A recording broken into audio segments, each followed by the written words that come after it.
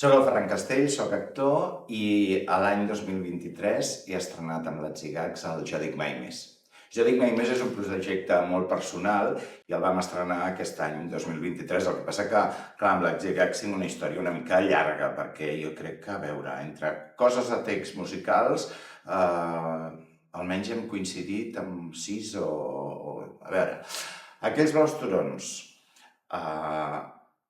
Actes indecents, la Pippi l'Armstrong, el Sol sota el sol, el Sherlock Holmes, el Tom Sawyer i el Jo dic mai més. 7.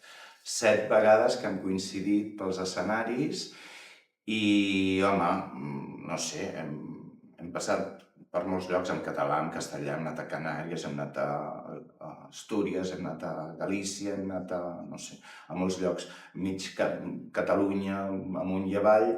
Me'n recordo una vegada fent la Pippi, que sí, feia també, a part del pare de la Pippi, del capità Calces Llargues, feia l'amic meu que era el cavall.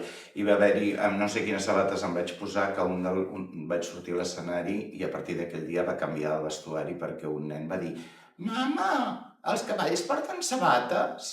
I clar, a partir d'aquest dia vam decidir que posaríem un altre calçat al cavall. Ha anat tot bastant fluid. També el Jo dic mai més ha tingut un equip, vam buscar un equip d'escenografia, de llum, d'efectes sonors, etc, que era molt potent. Aleshores tot ha sigut molt fluid i tot ha anat molt arrodonit, no? Ha sigut també, s'ha aconseguit una subvenció també del govern d'Andorra perquè va lligat amb una exposició i aleshores també hi ha hagut part d'un equip andorrà i aleshores jo crec que ha sigut tot bastant... Vaja, no hi ha hagut gaires pegues ni s'han hagut de fer molts canvis o moltes coses estranyes, sinó que tot ha sigut molt fluid i molt fàcil. No et pensis, jo estic bastant content de tot el que recordo, no me n'arrepenteixo de res del que he fet.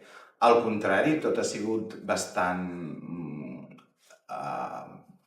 Diríem, tot m'ha portat bastantes coses, bastants coneixements i he tingut la sort de participar en moltes coses que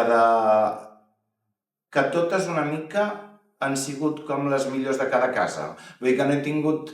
Vull dir, fins i tot amb algunes, no amb l'Atzigags, sinó amb altres directors o altres companyies que han fet coses o que dius, aquells els hi han sortit moltes coses malament. Doncs jo sempre he estat a les que han sortit bé, per dir-ho així. Vull dir que he tingut bastanta sort amb això.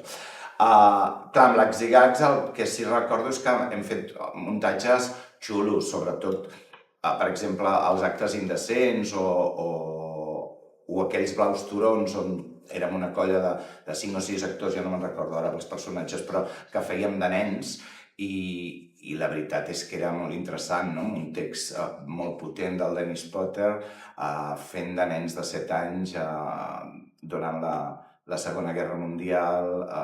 Bé, han sigut coses molt interessants de fer.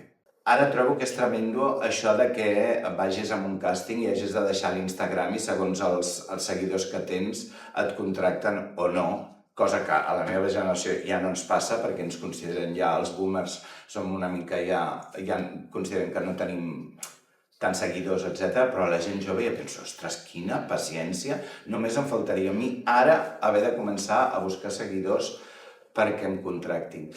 A veure, jo els consells, no sé, que treballin, que és una feina dura, una feina que és com una carrera de fons, que ara tens molta feina, ara no en tens, ara tens èpoques bones, èpoques dolentes, i també que intentin tocar molt de peus a terra i que no es donguin molta importància, perquè al final tots som substituïbles i això també ho hem de tenir clar.